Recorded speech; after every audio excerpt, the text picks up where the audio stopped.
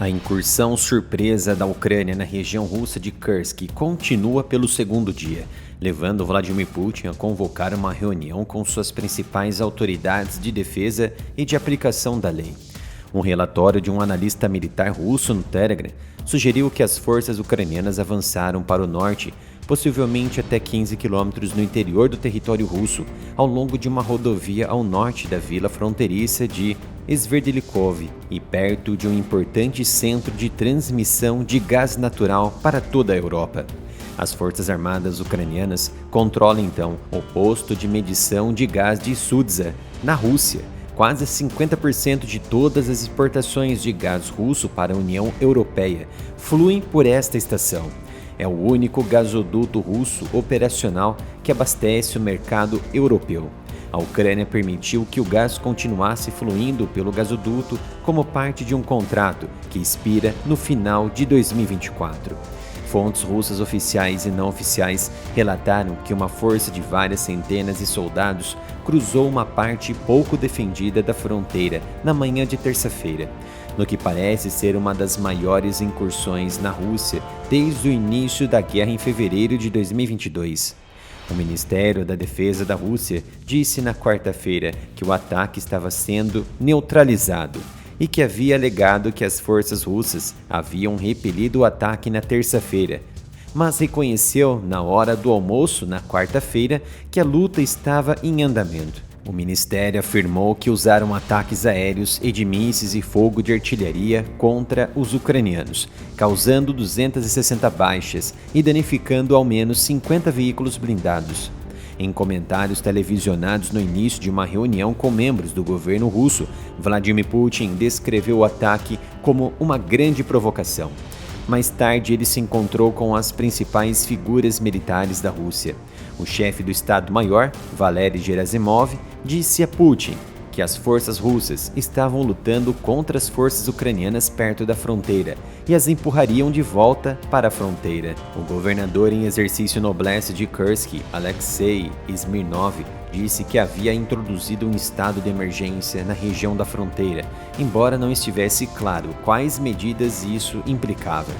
Vários milhares de civis foram evacuados das áreas da linha de frente e 300 pessoas foram alojadas em acomodações temporárias durante toda a noite. Autoridades na região de Sami, no nordeste da Ucrânia, do outro lado da fronteira com Kursk, também anunciaram que estavam evacuando cerca de 6.000 pessoas.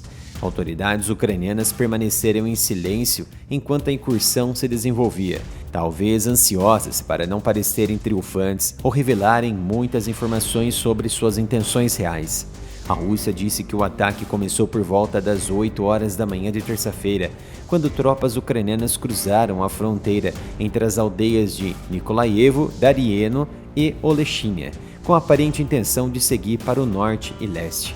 O ataque provavelmente é uma tentativa da Ucrânia, cujas defesas estão esticadas na frente de Donbas, de desviar algumas forças russas para defender uma parte da linha de frente que está praticamente inativa desde o início de 2022. Críticos na Ucrânia, no entanto, argumentam que tais ataques não servem a propósitos militares de longo prazo.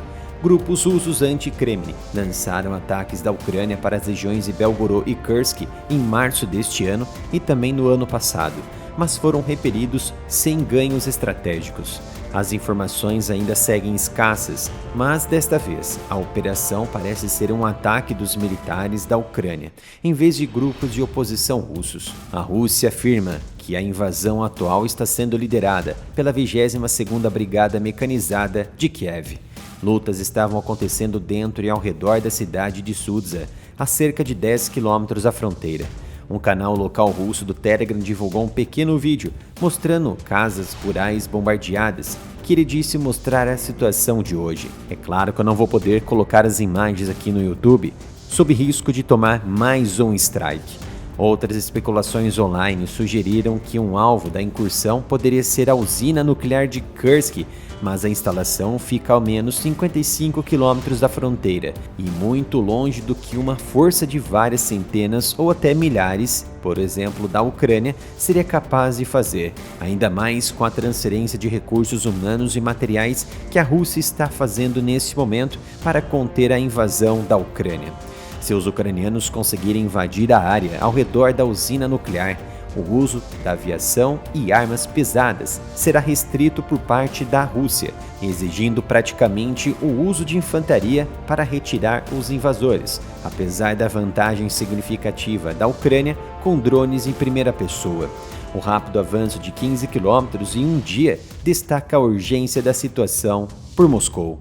A principal preocupação não são apenas os territórios ocupados e os drones, mas a população local, que poderia ser usada como escudos humanos pelos ucranianos, como assim os russos realizam em algumas áreas da Ucrânia e cuja evacuação está sendo dificultada, até mesmo por meios letais. No entanto, há um grande problema para a Rússia. Várias fontes russas confirmam que a Ucrânia levantou uma quantidade razoável de defesa aérea perto da fronteira de Kursk, o que torna difícil para a aviação russa dar apoio aéreo próximo às unidades de defesa.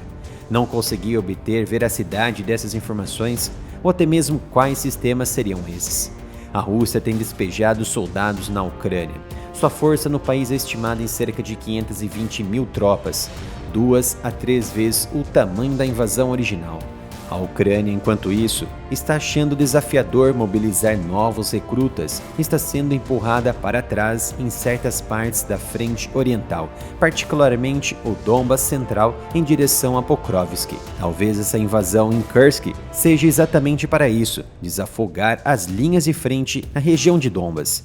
Diante deste ataque iminente de forças ucranianas contra o território russo, ao contrário do que aconteceu na invasão da Ucrânia, que não possui arsenal nuclear, alguns analistas acreditam na possibilidade real de Vladimir Putin realizar um ataque nuclear tático preventivo no centro de comando e controle ucraniano, caso as tropas ucranianas avancem em infraestruturas críticas para a economia de Moscou.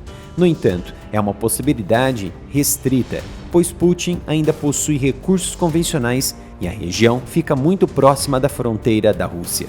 A filmagem da reunião de Vladimir Putin mostra visivelmente que o presidente estava irritado com a situação em Kursk e as informações nada positivas sobre a transferência de recursos e as dificuldades em barrar as tropas ucranianas alimentaram a frustração de Vladimir Putin. Visite a loja do canal umapenca.com/área militar. Aqui você encontra muitas camisetas e outros produtos, e cada produto que você adquirir na loja estará ajudando diretamente o crescimento do Área Militar e a permanência aqui no YouTube. Visite a loja umapenca.com/área militar.